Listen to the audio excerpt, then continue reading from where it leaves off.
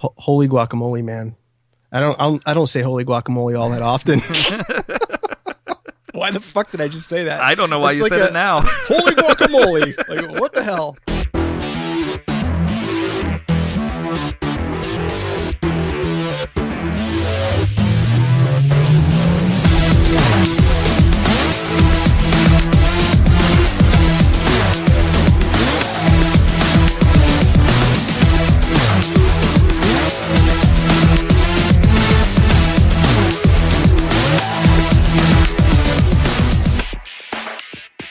All right, welcome to Rated NA, the podcast for the website nerdappropriate.com. This is episode number 203, and I'm your host, Matt. And I'm Ash. And that's it for tonight. That's it. We're done. See you guys later. I mean, that's it for the hosts. Now, we have a special guest tonight. This was a fun interview we just did with Milana Vayntrub, who is on Other Space right now on Yahoo Screen. You guys may know her as the face of AT&T as well. And she was also, was it Tina, I think, on Silicon Valley? It was Guilfoyle's girlfriend on Silicon Valley, or a character from a long time ago that you'll hear about in the interview. Yes. Oh, man. So this one was an absolute blast, and she is super, super funny. She's doing comedy in LA right now as well. And, so we'll share this interview in just a couple seconds. But what's going on, Matt? How are you? I'm tired. Yeah. If I don't sound it. Yeah. I think you and I both are in the same stages of work right now where we are in crunch time for different things. And so I'm working very long hours and just trying to do the thing, man. Just trying to play that game. Yeah. So yeah, definitely there's some crunching going on, a lot of long hours, and scrambled back to do this interview, and it's a good one. It is. I'm glad we did. So this podcast is brought to you by Loot Crate. Loot Crate's a monthly subscription that you can pay a little bit of money and get a box full of awesome things in the mail. I haven't received my May one yet, but it's too late for you to sign up, and we don't have the June text. But I'm gonna say it's something nerdy and cool. But the box has always got a bunch of exclusive stuff in it, usually like T-shirts and alternate cover comics and all this other awesome things. So head on over to lootcrate.com/ratedNA and use the code ratedNA, and you get 10% off, and you help out the podcast.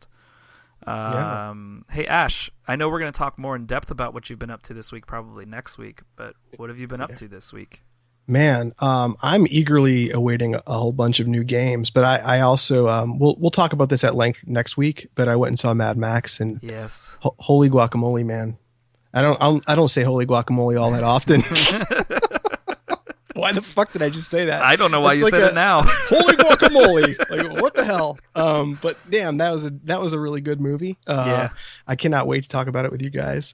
And I don't know. I got Witcher 3 ready to go. I got the new episode of Life is Strange ready to go. We watched a whole bunch of Other Space we want to talk about and review. Yeah, we'll talk about Other Space next episode. And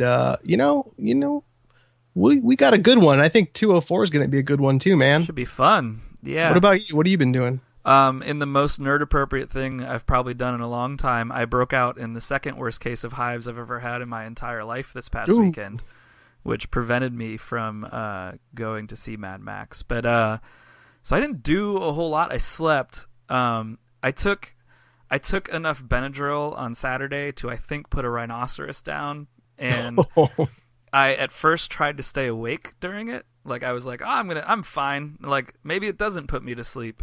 And I started hearing my voice like outside of my head. It was a really weird experience. I started talking. You don't take Benadryl, that much Benadryl, and try and stay awake. Yeah, I took a full, so that Melissa went to the pharmacist and was like, my husband's, breaking out in hives, and they were weird hives, but anyways, it was breaking out really bad. And he was like, okay, have him take the liquid stuff and take pills at the same time, because the liquid will hit and then the pills will come in after that. So I took like a full dose of liquid Benadryl and like a full dose of the pills Benadryl, and like an hour into still being awake, I was talking and hearing my own voice, and I could hear my voice like slowing down. Like, I felt like I was like a record, like being slowed down while I was talking. And I finally just looked at Melissa. I was like, I think I should probably go to sleep. And she's like, yeah, I think you should. I hate being that sick. It's the absolute worst. So I did that Saturday. That was like basically the entirety of my Saturday. And then, yeah, I don't know. I really did not. That kind of wiped out my weekend. I didn't get to do much else. So I'm going to hopefully see Mad Max in the next day or two. Yeah. And you're going to like it. Oh, I will. I want to see Pitch Perfect as well. Yeah. Oh my gosh, I almost forgot that was out. Yeah, I need to go see that. That was a sleeper hit. The first one was like I avoided it. I feel like for a while, and then finally I watched it. I was like, this is a charming, funny movie. As soon as some barf happened in that movie, I was like, all right, I'm in. Like, like it just crossed that big line, and I was like, oh, I'm sold on this film. So, yeah, it's good. It's good. Well, let's jump into our interview. What do you say? Let's not delay any further. This is a really fun interview. Yeah, it was a good time. So here is our chat with Milana Vayntrub, all about Other Space.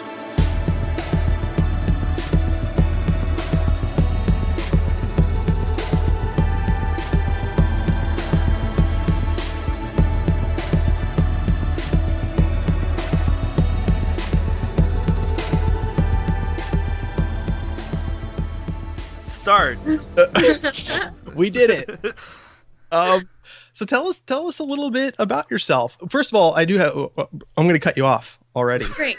I was frantically trying to figure out how to say your name correctly, and I actually did a Google search how to say Milana Vayntrub correctly. Did I say that close? Yeah. All right, that's pretty close. But I did a Google search, and one of the first things that popped up was a tweet that you tweeted last year that says, "I don't know how to pronounce my own name correctly." Yeah, well, because there's no right way. Like, it's a German name that was translated into Russian, that was translated into English. So it used to be Weintraub. And then when my ancestors moved to Russia, it became Vayntrub. Okay. And now that we're here, like, I have some family members that still say Weintraub. I have some that say Vayntrub. I have some that say Vayntrub. So, you know what? The truth is, I don't care. Yeah, you don't care. But I was just talking to my friend recently who is in the industry, and he changed his last name because he had a long Muslim last name. And he's like, it's just so nice to not spell it. It's so nice to not have to, like, explain it to people. Cut some syllables out of it. Yeah. So yeah. Vayntrub is close enough. Ish. Yeah, it's perfect. Cool. That's awesome. how I say it. We did it. Yay.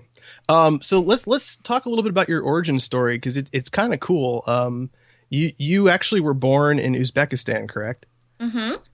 Yeah, I was born in Uzbekistan, in Tashkent, which is like the former Soviet Union. Okay. And then when I was like 3 years old, my family immigrated to America. Actually, recently my grandmother was like, you were 2 years old. And I was like, oh, I don't know my own story. I don't remember it. So yeah, moved here and then grew up in LA and started acting at a really young age. And then threw it aside because I wanted to be an artist and tried to have other more practical jobs until I realized that this is really where I'm happiest. It's funny that you said that, because I think a lot of us go through that. Like I myself, I started going to school and stuff for film and entertainment, and I kind of got that something clicked where I didn't think it was like an actual career that you could have. Yeah. You know? And you're like, oh, why? To be true. Yeah, it does sound too good to be true. And then I did like a lot of like really adult jobs. Like I was a teacher for a while. And then all of a sudden I just like, you know, in the past couple of years, I was like, I really need to. And that's one of the reasons we do the podcast is just we all have this sort of creative itch that we like to scratch. And so, yeah, I don't blame you for going back to it. I did look up one of your first acting gigs, and you said this in other interviews, so I apologize for bringing it up, but it's like the saddest character ever in the history of television characters. I know. Can you tell our listeners what your first character was? Yeah, I played Tatiana in ER season 1. I played a little Russian girl with AIDS. It's not funny. I know. I don't know why I just laughed. I mean, I think I laughed because you laughed. It's but so funny. Are you kidding?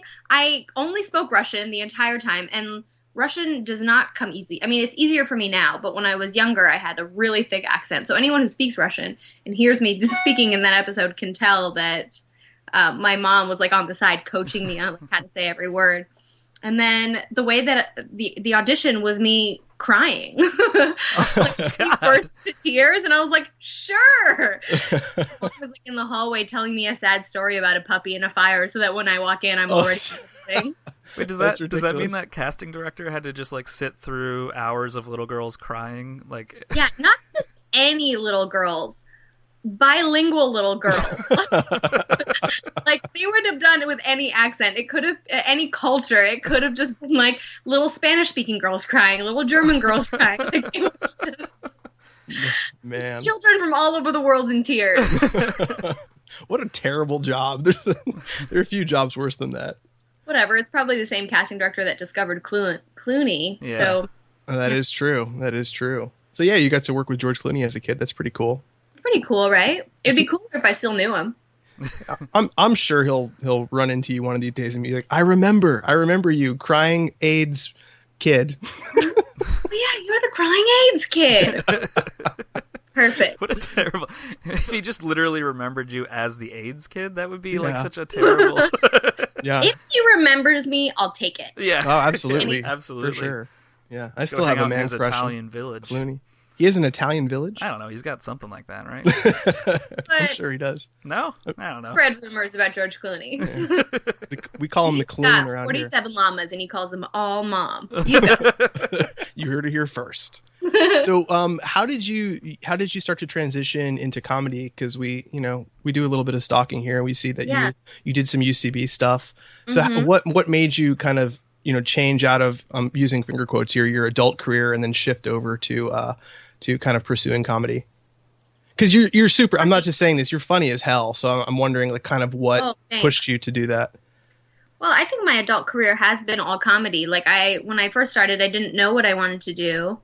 But I think a couple things. One is being funny is the way that I would let people know that I was smart, that I had an opinion, and that I wasn't going to kiss anyone's ass, that I was just going to like be real with you and tell you what's on my mind. And sometimes when you're honest, it comes out as funny. Mm-hmm. Like when it's just so true that it's funny. And so I think that's where I started. I just wanted to be honest and liked for being honest. Mm-hmm. And then in college, I was a waitress, and I learned that if I was funny, I would get more tips. So that's a big part of it. And then what else? Then I came to LA. I came back to LA after college, and my friend from New York was visiting and was like, we should go see a UCB LA show. And I had no idea what that was. And I grew up here. So we went to go see a show, and I totally remember what my first show was. Brian Gallivan was performing, and the suggestion from the audience was Hollywood Bowl, and he started the show with, I'm eating breakfast out of my Hollywood Bowl. And it was just a show about a guy who had a bunch of different bowls from every city. And it was the best improv I've seen bad improv, and that's so painful. And I have made bad improv many times, more often probably than I've made great improv. But that was just a great improv show, and it felt like they were just wizards up there and geniuses, and what a cool collaboration. And I had done a lot of theater in college that was all very collaborative, that we would write and produce and put up and costume and design and do all of it. So seeing improv was just that kind of thing that I was used to doing, that kind of creative collaboration, but in the moment without any prep, which as a procrastinationist, a procrastinist, sure. a procrast, as a procrast, it was really fulfilling for me and rewarding. I love knowing that I'm going to a show and I don't have to think about anything beforehand. Yeah, that's really cool, and it's an incredible skill. I mean, to be able to do that on the fly is insane. I kind of always wonder how people can do that. Like one of the things I learned teaching was just how to make shit up, but it was always. I always had to be. That sounds terrible. You know that, right? Well, I can say I just that made now up everything I taught them. What does that mean? What were you making up? I mean, how to improvise on the fly and come up with answers. Basically just from searching into your memory banks. How to basically fill a giant chunk of time Yeah. without preparation is one of the Yeah, big you things that I like. basically have like a 30-minute set every day. Yeah, absolutely. But the good news is I got to repeat it, I got to Yeah. practice it. So Well, stand-ups do that too. yeah, that's Yeah. true. That's true. Well, that's awesome you did that. How did that end up transitioning into Live Prude Girls? Uh, well, being an actor can often feel like a waiting game, Mm. as I'm sure it feels for a lot of people who want to do things that are bigger than themselves. I wanted to be in big projects, and I didn't know how. I didn't go to film school, and I didn't know how to make anything. So I would go on auditions for small projects and student films and things like that. And I sometimes would work with people where I was like, I can do that. Like I don't know how to use a camera, but I know people who know how to use cameras. And I wasn't really going out for parts that I wanted to play or parts that I thought really showcased me. And I met Stevie Nelson, who I made Life Prude Girls with, and her and I just hit it off right away. And I knew that I wanted to make a web series because I had been interning I just knew I needed to start making my own content if I wanted. Yeah. And I'm sure that's like what inspired you guys to make this podcast. Is just like, if you want to be making stuff, you got to be making stuff. Yeah. Absolutely. And it scratches that itch, right? And you feel like when you guys pushed out to the web and got such a great and positive response, it made you feel pretty damn good, and that was something that, when we started actually getting a couple people listening to the show, it was nice to see that people liked what we were doing, Yeah, I totally agree. Well, it's too easy to make stuff now, I feel like. Like it's just Yeah. too easy to do it. Like all the excuses of I played music for a long time in my life, and like the excuses when I was young were like, well, to record you have to have thousands of dollars, and to do this kind of stuff is just so expensive and it's so prohibitive. And nowadays it's like, with YouTube and with SoundCloud and with everything else that's out there, it seems almost ridiculous to not get a MacBook and just do whatever you feel like doing. There are very few excuses. It's funny. I just got a retainer, so saying excuses is really funny. So you have one of the what is Invisalign, the clear ones, Yeah. the fancy ones. Mm-hmm. See, But you can't. I just you can't see it, but you can hear it. That's funny. I had one of those a long time ago and ended up stepping on it, and I didn't want to tell anyone because I was too embarrassed that I stepped on it. So I never got another one, and now my teeth are super crooked. So don't step on your retainer. Yourself. Yes, indeed. So what was for our listeners that may have not checked out Live Prude Girls? First of all, it exists all over YouTube, and you guys have like, I don't even know, millions of views at this point. I mean, there's a lot. Like I was looking through it, I'm like, holy shit. Mm-hmm. A lot of people have watched these. So what was that like, kind of having those blow up, and what was the general premise of what you guys were making? Because I don't think we listed that. Okay, so I guess the show that was most occurring on the channel was called Let's Talk About Something More Interesting. And it was just kind of like an awkward talk show where I got to play kind of like that super honest, maybe a little dumb version of myself, and Stevie Nelson got to play a more cold version of herself. But we basically improvised these interviews with other YouTubers or comedians or celebrities. And there was no blowing up of it, really. It was very, very gradual, but always very rewarding, and definitely there was a growth. So it kept us working really hard. But I remember I would get like an email notification every time someone commented on a video or liked it or whatever, and I would get so excited. It would like feed me. I remember we'd put up videos on Thursdays, so I was like high for the whole weekend on comments. That's great. Yeah, absolutely. And then it got to the point where I was like, I can't be getting these emails anymore because there's too many. Yeah. Getting too many comments, which was like a really cool moment. Yeah, that's a great point to get to. Yeah. And it was absolutely super fulfilling. And then we got to work with really amazing people, like other collaborators, and got to take meetings places. And it was also just a way to show people our work, to be like, put me in your thing because look, I can act. Right. Yeah. I mean, in the fact that, it's strange, but YouTube is such a powerful tool now where you can showcase your talent to people for very little cost and have millions of eyes on what you can do.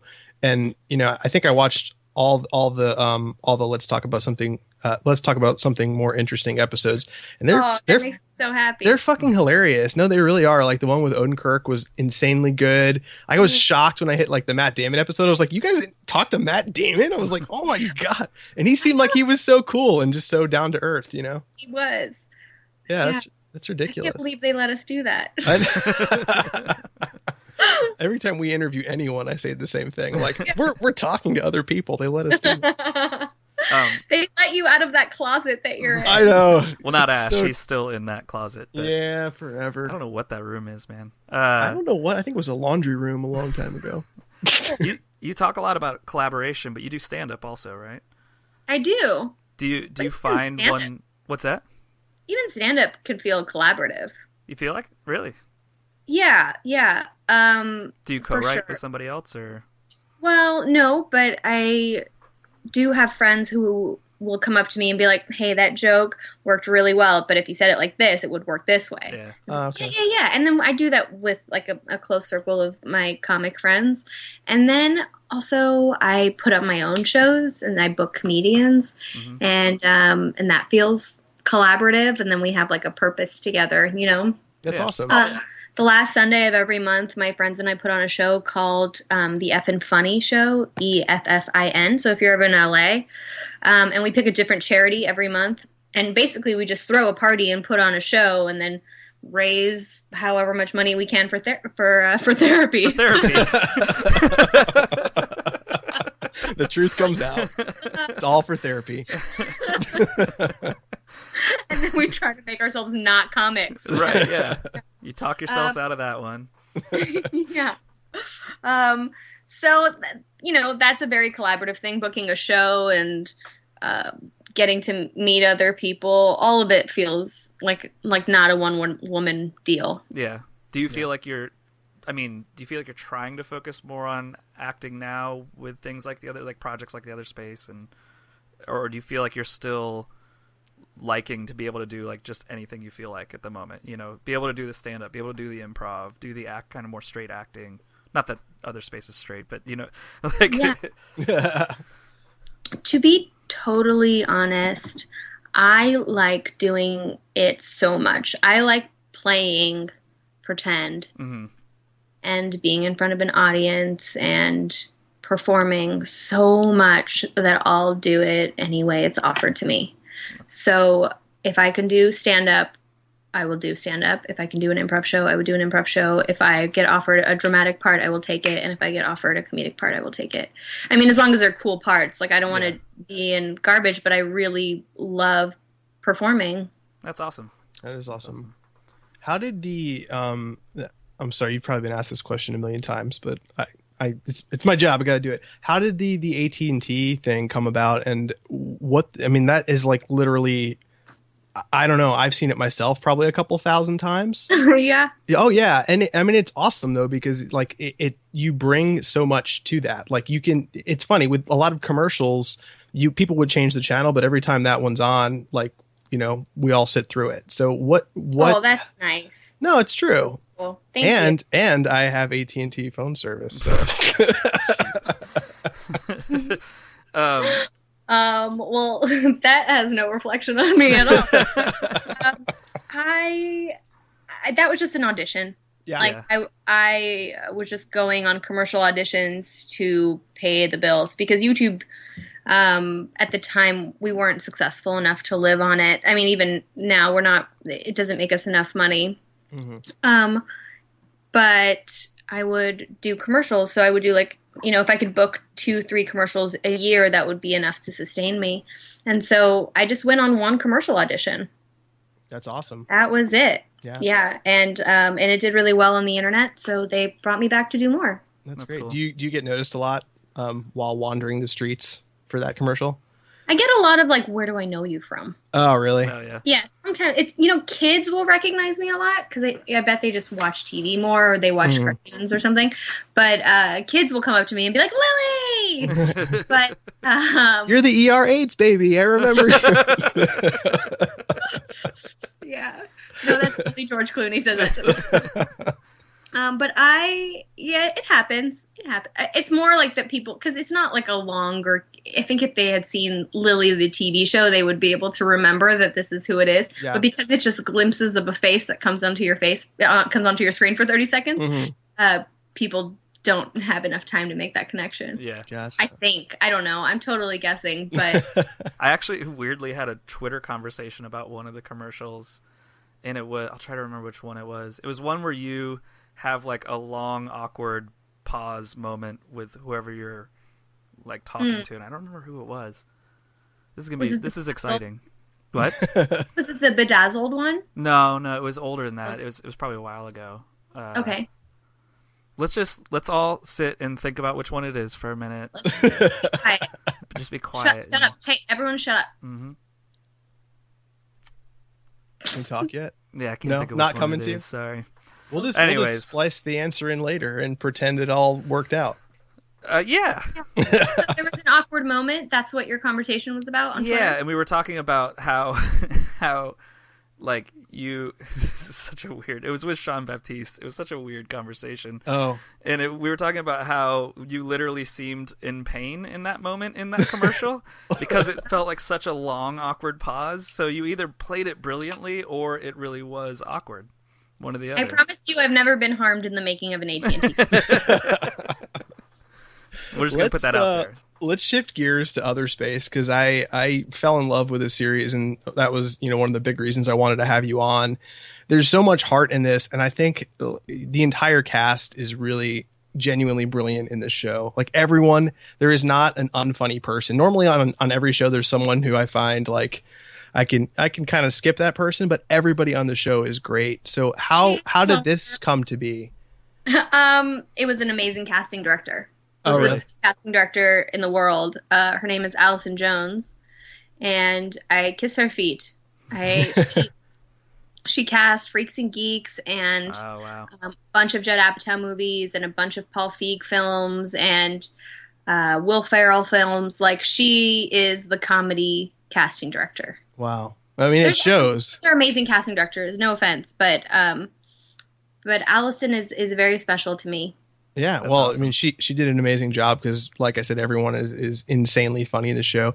For our listeners who may have not checked out Other Space yet, what's like the general synopsis of the show, and maybe a little bit about your character?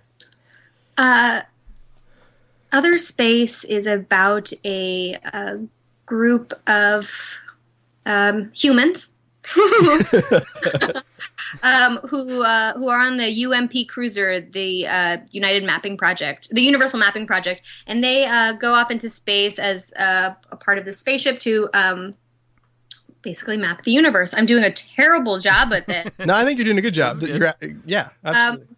But it takes place 100 years in the future, and the ship gets sucked into an alternate universe where we get to explore all other kind of fascinating sci-fi things, which is really amazing as an actor because anything could happen. There's no reality governing what happens on the show. So, we have a 3D printer so we can make anything pop up. I won't give away how we can have guest stars. And it's so good though. Yeah. You should give a hint because it's so funny. There are some people frozen that we can defrost people. Okay, so, I'm going to spoil it for the listeners. You defrost a real world road rules challenge Amish pro skateboarder. Is that who he was? I don't think he was a pro skateboarder. He was. I don't know. He was like an extreme athlete, Amish real world road rules challenge. Yes. And then your character of Tina is a fucking maniac. Yeah, I mean, she makes perfect sense to me. I think she's really cool. She's kind of heartbroken and torn up and high strung and maybe reminds you of like the craziest sorority girl you knew. But she's really fun and she's the ship's navigator, so she's not a dumbass, Yeah. Yeah, there are some moments where cute, and I would say she's so cute. Well, it doesn't like half the crew essentially has a huge crush on her, so that's that I don't. Is that a spoiler? No, they haven't had a crush on her, but she does kind of get around. It's a good way of putting it. Yeah. So me as Um, an actor, I've had to suck face with a lot of people in those 8 weeks that we shot the show. that was great. So you guys shot for 8 weeks. You guys all obviously the set was awesome. Like everything about the show looks beautiful. Like the visual effects on the ship, like the exteriors and all the space stuff. It's really, really solid. Same guys that did Battlestar Galactica. No way. Uh-huh. Yeah, that's Oh, really? ridiculous. Yeah, the show is incredibly good. So I'll tell you I'm so glad you like it. I'm so glad anyone likes it. no, it's really good. It's So great.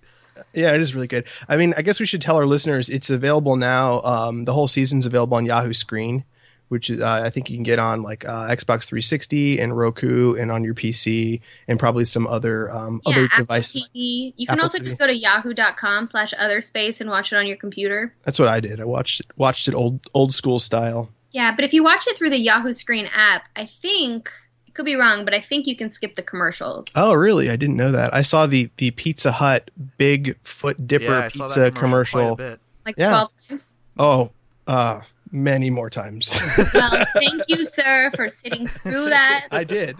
And actually, the commercials kind of worked. I wanted to buy a pizza after a while, and I switched my Never carriers. don't want to buy a pizza. That is very true. So, what are the prospects of us getting a season 2 of Other Space? Was it looking like at this point? Man, I wish I could say. Yeah, don't know yet.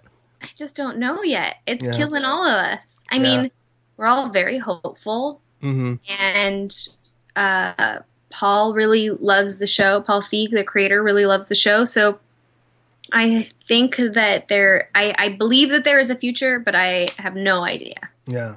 It's such uncharted territory. So, I don't know. I honestly don't know the answer to this, but are ratings just how many times people have clicked it, or it's such a hard thing to gauge these days, I don't know. I mean, I'm sure Yahoo knows every detail about when you're watching and when you're laughing. Like, I'm sure that they have a ton of metadata on it. Yeah, yeah. But the reviews have been really good, and, that's not nothing. Yeah, absolutely. Yeah, we really enjoyed it. So we're going to encourage everybody to check it out.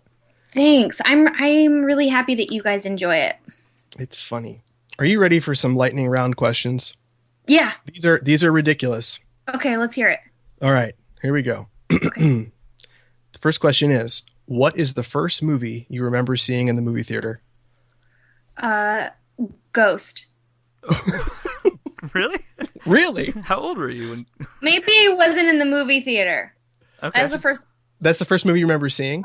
Okay, you know what? I should go back to movie theater. The earliest movie I remember seeing in the movie theater was actually The Hunchback of Notre Dame, the Disney. Oh, yeah. I remember that. And it was at the same time that Striptease was out. I remember watching that.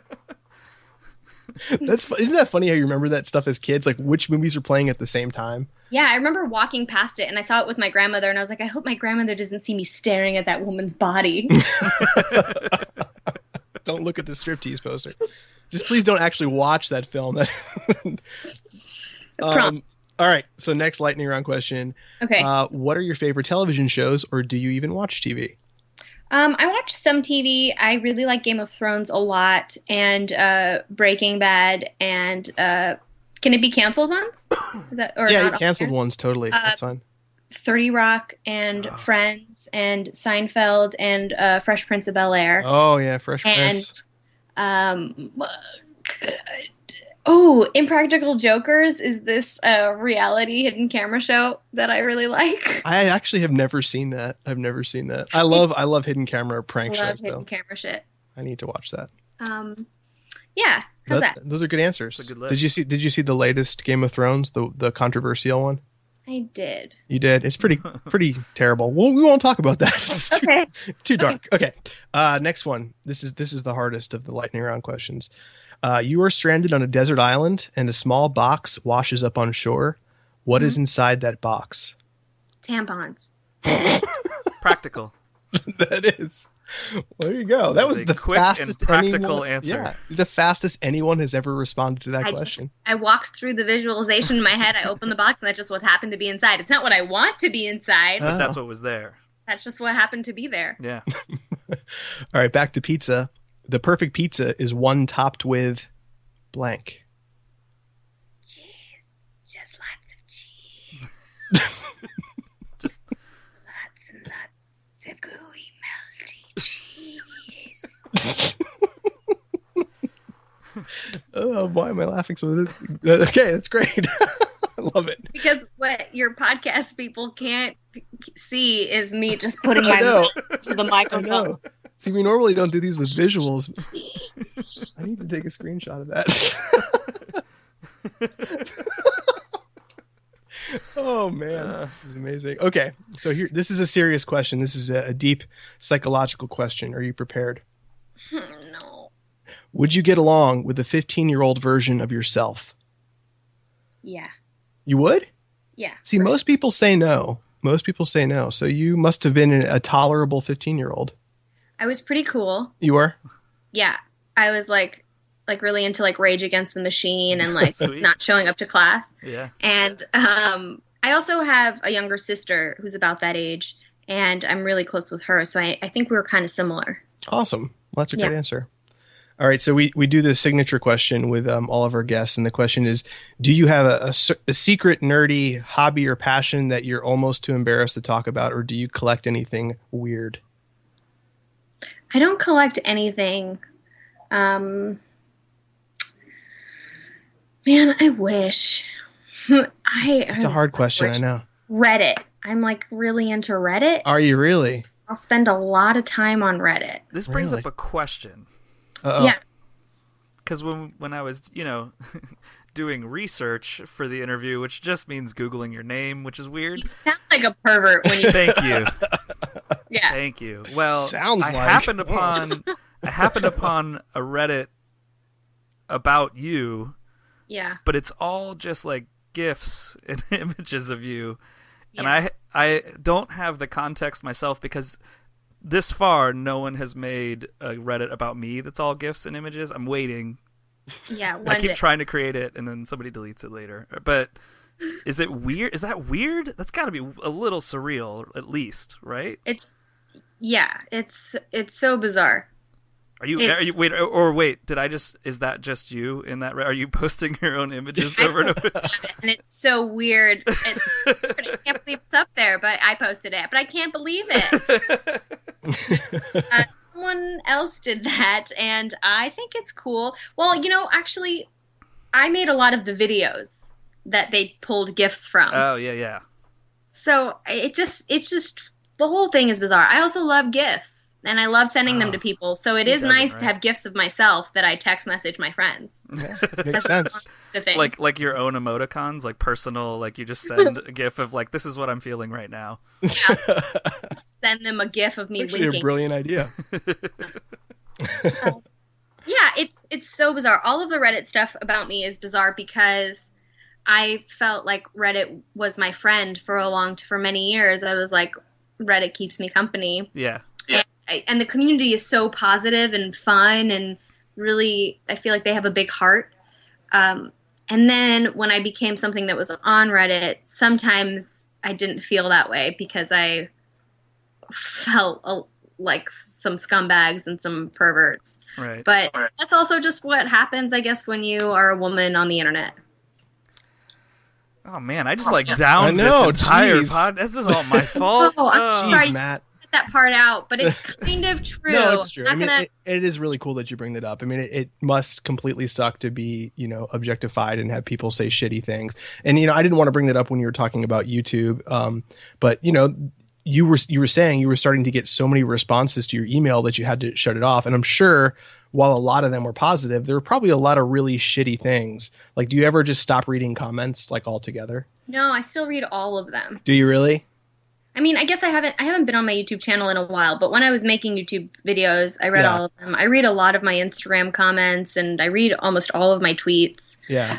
People are mostly very positive, and I don't take it personally because I imagine that the people who comment negatively are really pathetic people.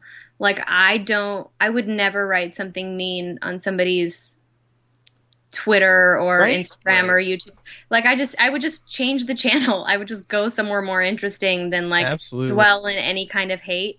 But some people are really comfortable there, and it doesn't really bother me, to be honest.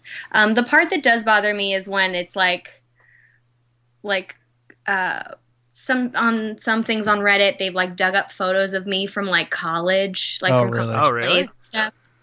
Yeah, and that's stuff that I didn't share with them, so it Right. feels weird that they have it. But the stuff that I've put out there, like the gifts and stuff like that, like cool, enjoy that. Make jokes about it, Mm-hmm. say whatever you want. But it honestly, I feel so fucking lucky to even be having this problem that it's not a problem. Yeah, well, it's Right. good you have that perspective. It's like you're getting to do creative things and have fun doing it, and Yeah. you're getting to meet fun people and make some awesome shit. So that's a pretty great dream realized, and a lot of people don't get that. So And more often than not, people are really amazing. that's a really good perspective. I mean, the fans and the outreach and the whatever is overwhelmingly positive. So I'm not gonna like sit on the few shitters that are out there. I'm not gonna sit on the shitters. Don't sit on the shitters.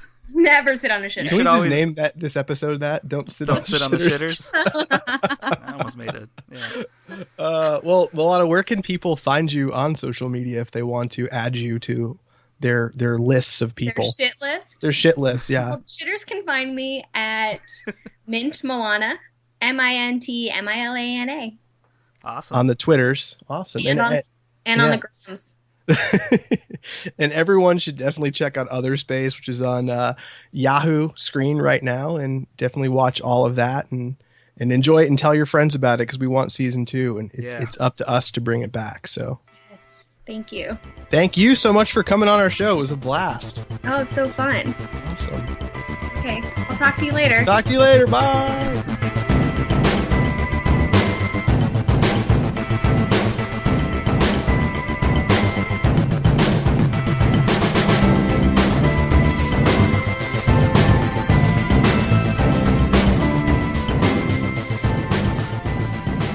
So how awesome was she? She was really awesome. It Like was super fun. Yeah, I always feel weird because, and listeners, longtime listeners who've heard all of our interviews know this, but like you kind of run the interviews generally. Like Scott and I are here to hang out and not make you feel like you're just talking to somebody, but you usually run the And interviews. it's much appreciated. Yeah. So I always feel weird when I'm just sitting silently. And then the more awkward part is that usually we don't run video. We ran video this time. So it was literally just me like watching an interview happen, and I felt super odd at times. But she is super awesome and really fun. We obviously didn't know her going into this, and you never know like how the interviews are going to go. But she's so easy to talk to. Yeah, super easy. They our longtime listeners will know there have been a handful of bad ones, but this was definitely one of the good ones, and she's a blast, and had a lot of really good things to say, and a lot of really positive things to say about reading comments on forums and basically like creating your own destiny in a lot of ways. So Sure. Really inspirational. Just And make your own shit. Yeah, exactly. Pro creating things, like that question about improv versus comedy versus acting, and her just being like, look, I'm just excited about all of it. I think that's really awesome. So yay to her, and go watch Other Space. It is seriously hilarious. The characters are absolutely endearing. I love the interaction. I really ended up liking the show a lot. Yeah, it's got a lot of really talented folks on there, and it's funny because I feel like if this were, I don't know, I feel like more eyes need to be on it. Is what I'm trying to say, because it has the capacity to really, really blow up. So hopefully, in our own little way, we can help that. Exactly. we can help that out a little bit, because people deserve to check it out, and we want to see season 2, because I want to see what happens next. Yeah, for real. Well, cool, guys. This is a short one. But Yeah. we didn't have Scott here, so we felt like we'd wait to do some more talkie talks next week. We'll have a jumbo size next episode, but thank you guys for tuning into episode 203 of the Rated NA podcast. It's getting to the point where these numbers are kind of ridiculous to say, by the way. I know. Right? We did it. Of course, we did it. We did it again.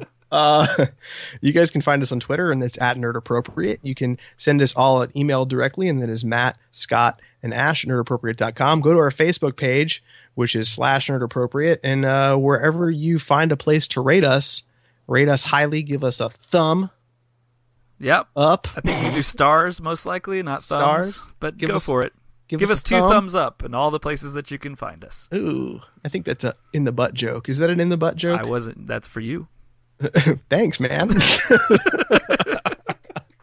All right, we'll be back next It's like week the with worst more in the stuff. butt joke ever made. If that's an in the butt joke. That one's for you. What? See you guys next week. See ya.